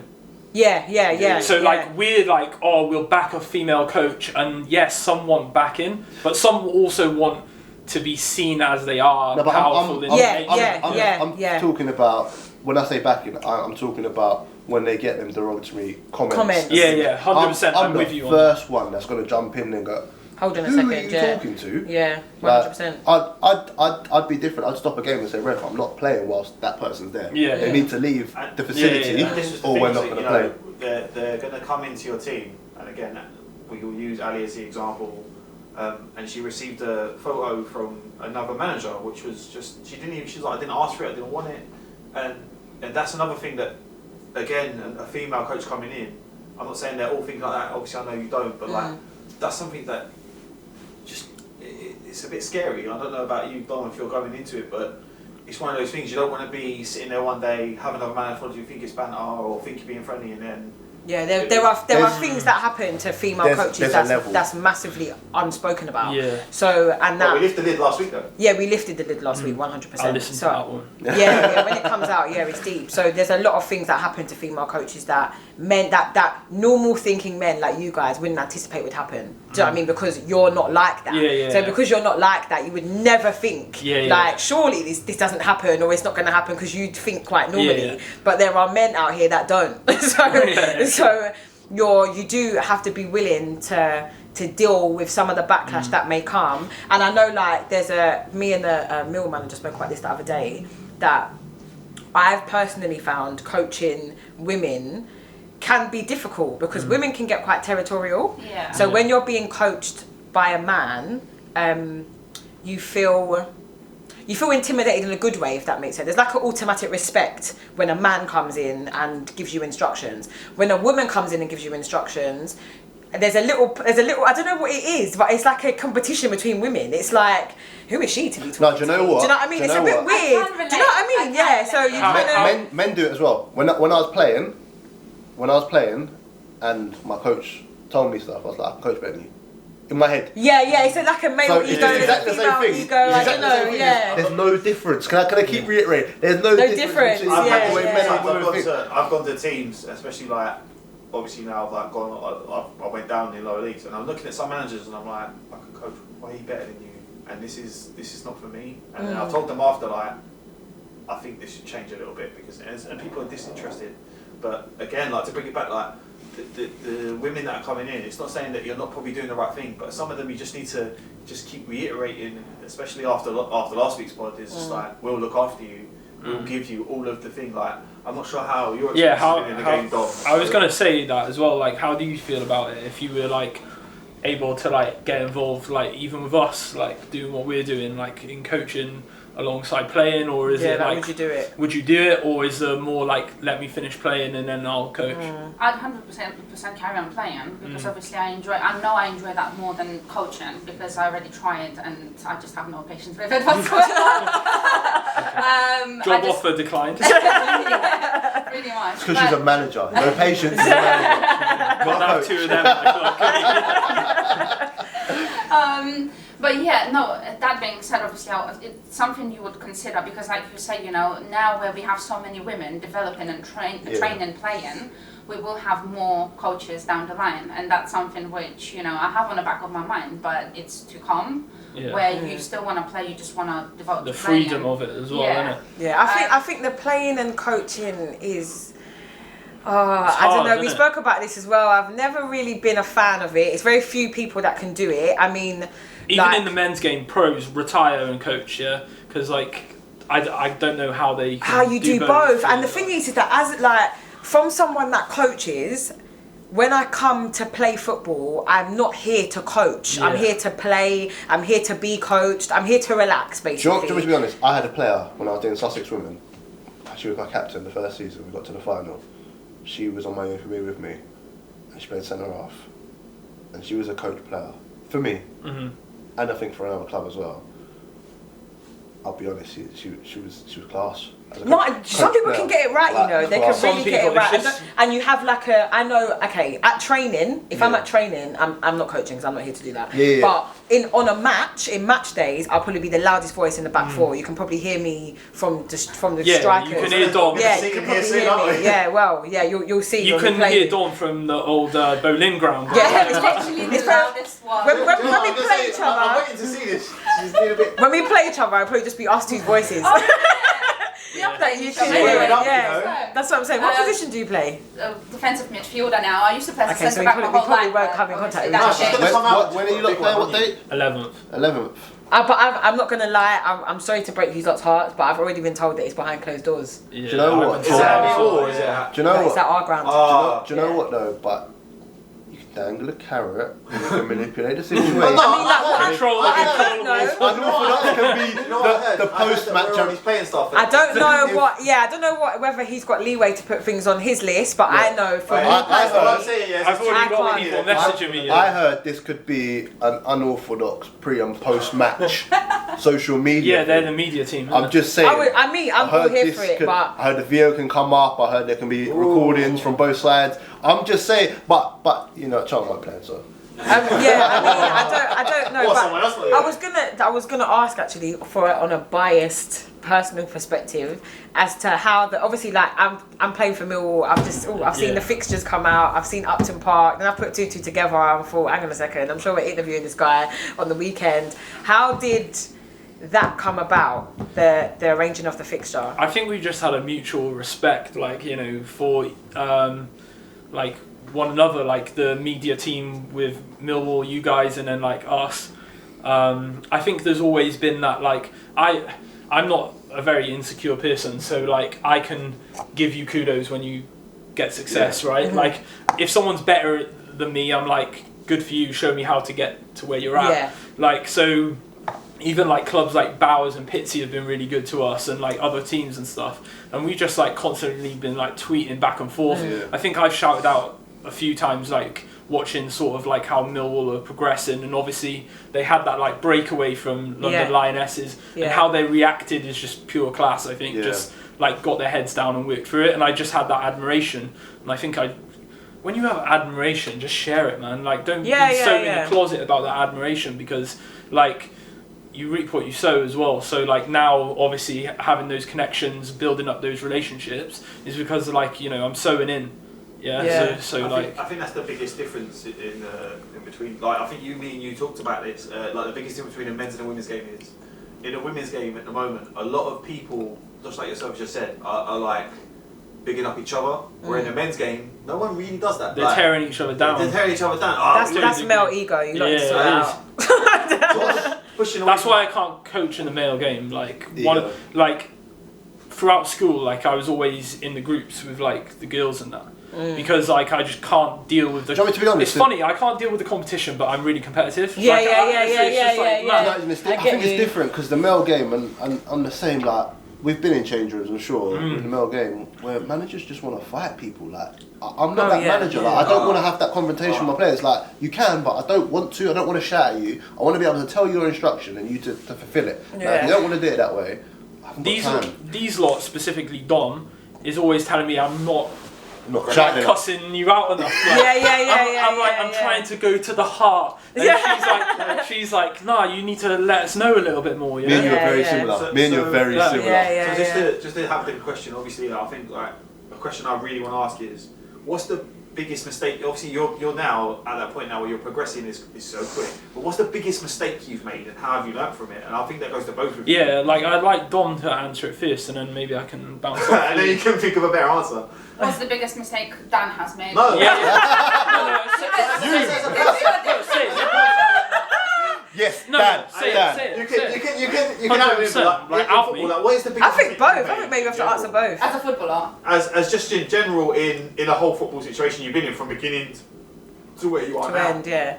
And then we'll talk about Dan's mistake. Yeah, you can say mine. Yeah, you can out him, don't worry. She's already outed me in person, so it's not. It's only we have a guy. it's only 100 views. It's No, only that's We're a 100 views. controversial podcast, isn't it? It's good, it's good. Go on. I think the biggest one is the fact that I dropped it when I was 16, and it took me bloody 9 years to come back to it. That was my biggest mistake. Shouldn't have ever let it go. Should have just trained and played wherever, whenever. So that's my mistake. Dan's mistakes, well, there are too many to talk about.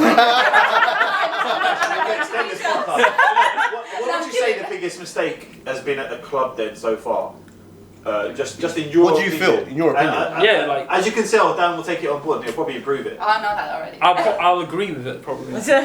What's the biggest mistake you think the club's made? You touched upon it earlier when you asked how did we get the team together? How did we Build get it togetherness. how did we build it? It's a work in progress still, and I think that's one of the things which we really need to concentrate going forward. Obviously, restrictions didn't allow us to, to be as flexible as we wanted to. We should have spent more time together as a team off the pitch. We should have gone out more, done something social, just build the relationships, because you probably can agree that when you go and play the matches, it matters. Your relationships with them players matter because you will have that trust. Yep. Now we find that we can't give a pass to somebody because we don't trust them. Yep. But that's because we don't know them enough. We don't know whether they are, hard-working people or they just want to mess about, and that's why we don't pass to them because, well, they won't work hard. They're just gonna kick it out, and that's the end of it. I think that's a perfect. There's two players that we spoke about, Cole, that are a bit like that. And I think trust is a big issue in football.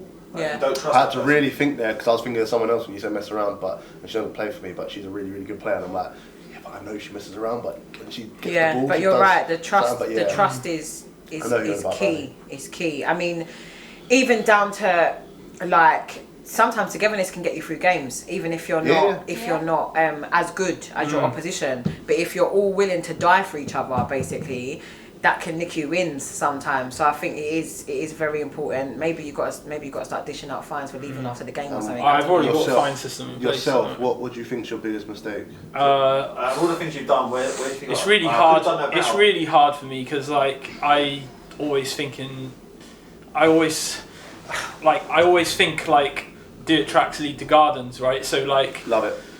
It's dropping those bars Love it. today. it's hard for me to like be in the dirt and like have the hardship and like see it as mistake, because I think mistakes are still flip intentional. it. Learning curve. What's Yeah, the because biggest learning that's what I'm curves, saying. Because yeah. There's something you've done. I wish I could have done that better. What's your biggest learning curve? I think the biggest learning curve was realizing that pre-season last year we should have gone for like overriding like confidence games. So like we had like a lot of games where it was like really high standard, and like it was because I thought the girls would like love to be a part of that experience, but like they didn't even know what, like some of them didn't even know what grassroots football looked like, let alone playing big good teams. And I think if I would have allowed us at least at the back end of pre-season to have like some games where they were like could be perceived more winnable, I think it would have built some more confidence going into the season.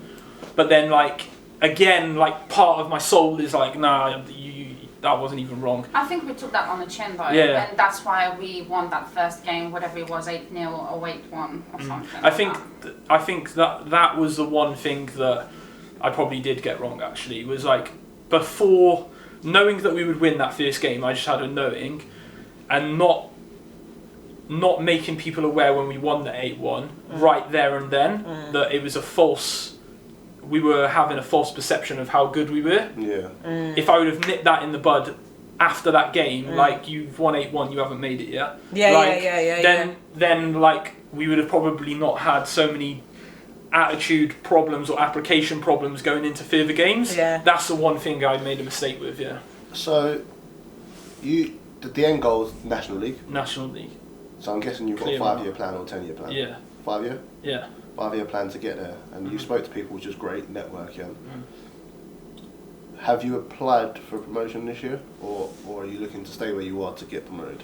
No, I wanted to own our space. Like, Okay, I wanted to own our worth. Like, I want to gain respect, not just by talking on podcasts and being big on Instagram or Twitter, right? Yeah. Like, I spoke to you off screen as well. Like, now that we're making it like big in terms of like, you know, getting socials going and stuff, we best bring some fire on the pitch because people are going to want to beat us down, you know. Like, I'm sure to a degree as well, like clubs like Millwall like are only like also getting us on because they're thinking, you know what, like, let's quiet them down a little bit. Like, well, the thing is, you're right, because we're that club as well. So we're the club because of the social media and the big stuff and the history that comes behind the club. You'll soon see it when you start your league. I know that with Millwall, where everybody's cup final, everybody wants to beat us. Everyone brings their best 11. Everyone wants to kick you up in the air because you're the ones to beat. Now, I know from a social media perspective, like I said before coming on this podcast, I didn't really know much about Upton Park. I just know they're all over my timeline. Do you know what I mean? So I'm thinking, who's this? So so of course, so you've done a good job in terms of your branding, but it also means that, of course, I'm going to bring my A game when we play you. Yeah, sure. Do you know what I mean? Of course I am. And we've just done a podcast, and now I've really I really can't be on here questioning you. But even that's intentional and mapped out, right? Because, 100%. Because 100%. like, I need you to bring that without me doing the social thing. You don't necessarily bring that. And when you do bring that, you influence and impact players far beyond what I can. Yes, there's a much bigger, there's a bigger picture here that is almost subtle. Like, you will make them better players before I do because they'll come up to your standard. Yeah. As opposed to me being like, you've got to do this, you've got to do this. If we want quicker results, we have to show them where they need to be. Yeah, that's why I don't necessarily think that your decision in pre-season is a mistake. You're right, it's a learning curve, because Mill did the same thing. We went and played Billericay and those sort of teams and got our asses handed to us. And then when we started off that first game of the season, it was like a breeze in comparison to Billericay. And we tried to do what you said, where we had a easier team, let's say, at the last game of pre-season, and we still got beat. And I think sometimes pre-season isn't necessarily a true reflection of what the season's going to look like. So the fact that you might have got battered all through pre-season, but then you might play a team in your league and think, these guys are nothing in comparison to Billericay. And Billericay are on two touch. They move the ball so quickly. So quick. And not only that, but they're like, you know, like, imagine like a Man City, where like Man City are also very efficient in front of goal. That's Billericay. But also recovery runs. Like, you just blink and Billericay are back in shape. So what's the plan for you guys? Is it to be the next KFU, which is like an independent club moving to that status, or bigger picture? Don't have to answer it, by the way. Bigger picture, getting to link with a club that's got a foundation there that aids you. Because obviously KFU have the men's side, which have the ground and have everything they need. Yeah, like. So what's is it to keep up UPL, or is it to eventually maybe merge? Just to clarify, there will never be a men's club. I'm saying merge. I'm saying to merge with a men's club. That's already. Yeah, there will never. Never. Do that, no. Okay. Never, because women deserve the same amount of resources, the same amount of time, the same amount of finance, same everything. In the actual fact, like, we're here just purely for the women. So like. It's going to get my all. When you start introducing that, it gets messy because budgets start mixing, grey areas. That's very interesting. The reason I say that's very interesting is because to move up, you will need ground grading. So what's the plan? Is it to try and find open space, get funding, and make a UPL themselves? Yeah. Or is it, because to get there, you're going to have to link with a men's club that has a ground, regardless if you take the name or not. Is it to pay out, or is it to look for a redundant ground? Yeah, so that would get sponsorship? So obviously, like, looking for a redundant ground would move the goalpost maybe as a lot longer term project. I'm open, you know, like, you've had this conversation with me, it's clear already, like, I'm a very open person, so I'm open to having the discussions, but one thing that I will always stipulate is that we will never, take somebody else's name. If that compromises the level of status, that compromises the level of status. I won't compromise on the non-negotiable that women deserve. Like, deserve everything. Like, there's so many men's clubs doing this, and there's so many men's clubs as well, may I add, that have women's clubs and don't bother. I know, 100%. Yeah. 100%. I couldn't Yeah. have agreed with that anymore. Because like we spoke about earlier, we spoke about it loads of times, is that when you do link, there's no point, basically. There's no point in I've had linking offers because you're already. treated... Oh, have you? Yeah. And you said no? Yeah. Yeah, brave. Because they run as two different entities anyway. I think I had I think I had an offer straight out of the bat, like month in, but it was from sort of like a couple of tiers above, but it wasn't like anything special, like overly special. Said no, yeah. I mean, am I right in thinking Durham, like they do independent, They're right? completely independent. Yeah, so that's kind of like That's where we want to get to. Yeah, again, like Kent United, they've got their women's section and it's purely for the women, right? And I just think that's the route to go. But they have a men's team that are in Scaffold. Yes, that's where the ground. It's the same as Thingy, as Lewis. Is it Lewis? Lewis is a women and men have. But the women's are flying in comparison to the men's side because they pumped. Well, they've got equality, haven't they? They've got equal pay, so their budgets are set the same. So, for example, I don't know, 500k is in the wind, 500k. But if you can like be independent and you can get that level of money, like why share it? Like why not give it to the people that have like got you there? To be honest, the real end goal for you is that redundant ground and finding someone willing to get on board to fund that and actually be one of the pioneers, should I say, of setting up their own kind of place. And I think knowing Dan, he's going to make that happen. Love it. Like, I mean, look how much he's achieved to date. In 1 year. In 1 year, less than 1 year to be fair. So it just. I'm kind of looking forward to it because I feel like because I'm probably going to pack it in, so maybe like 2 more seasons I'll be done and I'll retire and then I'm just going to be watching like the world flourish basically, and I think that it will be like I don't, maybe you probably haven't given yourself enough credit as to what you've done in a short space of time because do you know why? If you do that, you ease off. You ease off. Like, don't get high. Yeah. Take your foot off the pedal. Don't get high on your own supply. Yeah. Because, like, and I put a tweet out about this, like, if you get high off praise, you're going to get real low off negativity. Yeah. Because I don't get high or low off either feedback. You just stay in the middle I'm, like, ground. so present. Humble in all situations. Yeah. So, like, good. Dom can, like, come on here and she can say nice things. And it's not that you don't acknowledge or accept them, but you accept them for what they are, her perspective. Yeah. It's not 20, 40, 60, 80 people's perspective. There's some people I've let go from the club and they probably have a completely different perspective because they didn't withstand the journey. You know what though, we've got 2 vice captains here today. Yeah. What's the role like as a vice captain? I know we've got a little bit of time, but what is it? What's the obviously captain does a lot of things, like as we know as well. Like our captain at our club does a lot. Yeah. But the vice captain, what's the? What do they do? I'll let Dom go. I've been a vice captain. Dom's role might be different to mine, so. I'll start off if you don't mind. Yeah, go. I think it changed recently anyway. Probably changed last 4 or 5 months. Yeah, it was. I think the last game we played was in December. And I made it clear to everyone then, didn't I? Yeah. So it changed just recently because, like you said, I wasn't really an open book when I joined the team. I wanted to get to know people, get to know coaches, managers. I was exactly the same. I trust people, but not to that extent. Yeah, I just need to be comfortable with them. So I think it took time for me to actually learn people, get to know people, and realize where do I fit into that puzzle. And obviously, like you already said, I was always modest. Like, I wasn't thinking so much of myself. It doesn't matter where I played. Yeah. That was like 10 years ago. That was then. Nobody cares. Yeah. So I just Coach had to.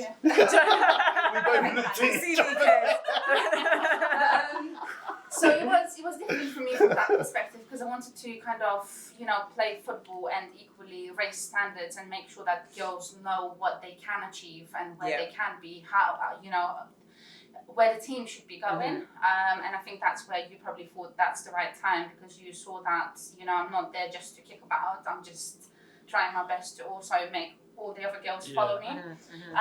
So what do we do? I think it was more about just motivating girls, supporting girls, and just making sure that we push where we can. And Dan already mentioned on the pitch, I'm the loudest one. Like, you probably will barely hear anyone else. We won't hear you on the pitch, they will hear me. And that's what it is for me. Being vice cap is just like pushing the team to do better. If I see someone struggling, I'll ask them if they're okay, but equally I'll say, you can either come off the pitch or you need to put that you know, pressure back in. What's the differences between you and the captain? A lot. I'm about to say, is it like chalk and cheese? A lot. You probably want to touch on that. The captain didn't. The captain that is now didn't get the armband the whole of pre-season. Dom did. I'm all about like the deeper level, right? So I said to Chantel, the captain, I said when she asked me, because I did say to her, "Oh, you'll get an opportunity pre-season," and then I held it back, and I was like, because you got to be captain without the armband, and and with Dom, like Dom could take the responsibility of the armband and just be her natural self, like whereas Chantel, she's a lot younger, right? So she's like 20, I think she's 20, 21, and for me, I just wanted to see her character without needing the badge to have the character. And I think that's really important. And then with Dom and appointing Dom vice captain was one to aid Chantel's growth as well, because she's young and obviously doesn't have the international experience and doesn't have some of the game experience either. But equally, I think like now Dom has become more open and susceptible to the way that we do things and stuff, and because she's been here from day dot too, her role as vice captain, I see, is like reaffirming the philosophy, the values, and the core beliefs that I have. And now we've grew our relationship together. She can now do that in a different way to Chantel, because Chantel's goalie as well, so it's a difficult position. Okay, she's got a different influence on the pitch. That's interesting. What about you? What's the difference between you and your captain? The differences. Can I just ask as well? Is there a point where it's not a divide in the team, but do you feel like some players will gravitate towards you a little bit more than they would the captain, and because you're chalk and cheese, sometimes you can have the best collective? Yeah. Do you have that as well, Shah? Or I think yet again it goes back to trust. It's who you have built the trust within the team. Some people will naturally speak more to Dan. Some people will naturally speak more to Cap. Some will speak to vice cap. So it's the relationship that you have within your team, and some people will naturally come to you and ask you questions. So what's the difference between you and your captain? The main difference, like the first thing that came to my head, is that she loses her head way quicker than me. There's someone that loses their head quicker. Bro, I've seen you switch now. Yeah, but at football, I'm really, really calm. Outside of football, I've got a short fuse, but at football, there's not really much that can wind me up. Can I just say that when I first met Shah, the first ever day I met her, she was opening say so we were filming. I think she was ready to punch someone up with it. I was, because some woman was chatting shit out of ground. I was fuming. But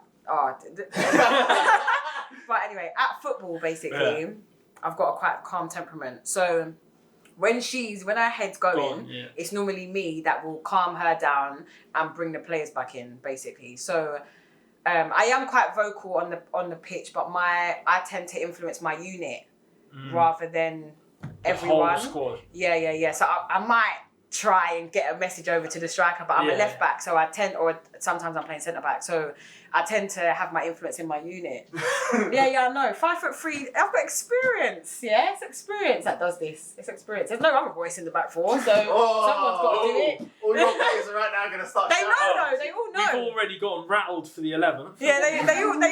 They all know. Centre back. You got to be against shot the left back. They know. 11 girls. But it's because our squad's young. Do you know what I mean? So there's a lot of players that like that's kind of where I've come into it. So like Libby, the captain, Libby's very like typical loves the club, loves ball, wants to progress, wants to crack on. She will be the one to get everybody going and motivate everyone. And she's captain because she leads by example. So she is the one that works hard. She'll run 10k on a pitch. She'll go for runs at 8 p.m. at night. So she's a captain because she's the one you physically see do things and she leads that way. I'm not like that. So I don't the players shouldn't follow me in terms of examples, because I'm going to be 28, so I'm on the latter end. So it's like I'm probably not going to go for a run at 8 o'clock. I'm not, I'll be honest. But like I said, I will bring Libby up when she's down. I will speak to the players. I'll guide the players. There's a lot of players that like like are 17, 18, quite young. They're 10 years younger than me. So whereas Libby's 23, 24, so she's still quite young herself. So the players might come to me in those aspects. I mean, I know like we've got a 3rd pick goalkeeper. We've just got loads of goalkeepers at Millwall. One of them hardly gets any minutes. So I was the one that went to the manager and offered somewhere where she can dual sign so that she can get minutes, she can keep her hands warm basically. I didn't have to do that, but if another club's come to me and said we need a goalkeeper and she's not getting any minutes, I've got a good relationship with my manager to say, why don't we just get Larissa some minutes? And now even I just got a text now saying that she's officially dual signed. So now it kind of keeps the players happy basically. So that kind of stuff is where me and Libby will bounce off each other, but we both want the same things. We're both burning when we lose in. We're both happy when we win. We've got a good relationship with their manager. So I suppose I just fill in the gaps, but I wouldn't take the armband because I'm not going to lead by example, basically. I'm the class clown in training. I'm the one that will flick someone when I should be listening. So for that reason, I can't take the armband because I'm on a piss up, basically. So, we got anything else you want to ask, Cole? Yeah, so before we do wrap up, is there anything you want to talk about or mention to us? I know you said you wanted to speak about, there was something that you wanted to, not promote, but... Yeah, I just wanted people to keep an eye on sort of like our website dropping. I've been working hard on it myself independently, and it's been a graft, and I just wanted a bit of accountability as well, really. If I post it on here and it's not out, people are going to slap me down. I'll make sure I put it up. You've got a couple weeks. We take this for both of you. This is that moment now where if you want to shout somebody or give praise to anyone and they're not here today, this is that moment. We've given it to all our guests, so we'd like to give you the last few moments, unless there's any other questions.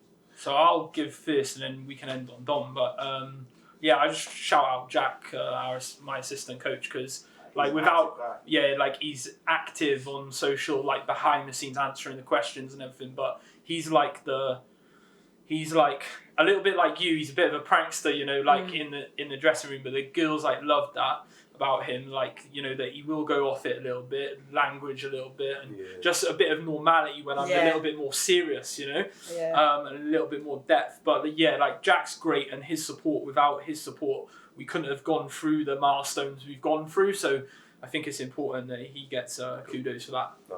I'm going to be brief and quick. My shout out goes to Dan, just because we wouldn't be here without him, and the amount of work and the amount of tears we all shed because of the way he is and because of hard work he's put into the club and us as a team.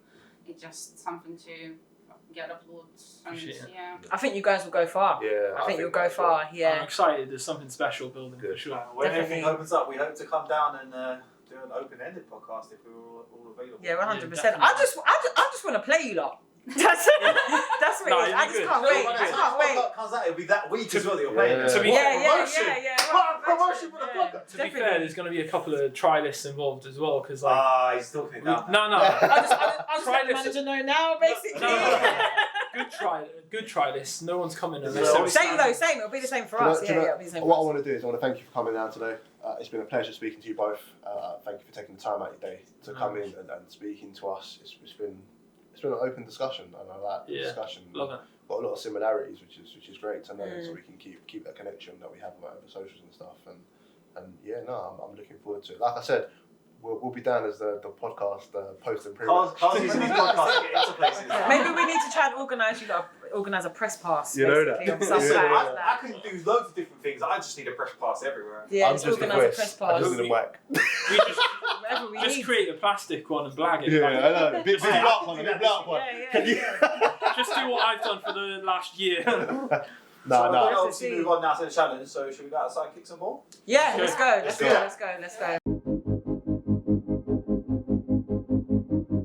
Unorthodox box to box.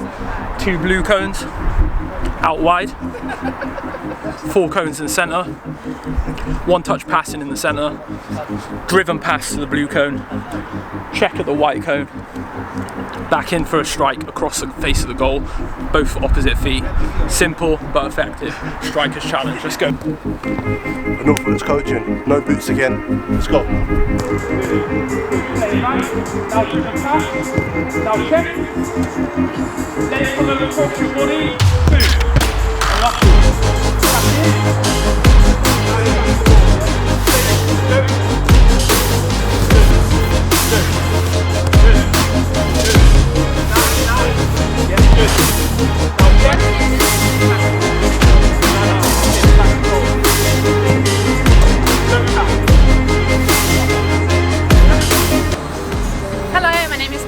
for Upton Park Ladies as a defensive midfielder.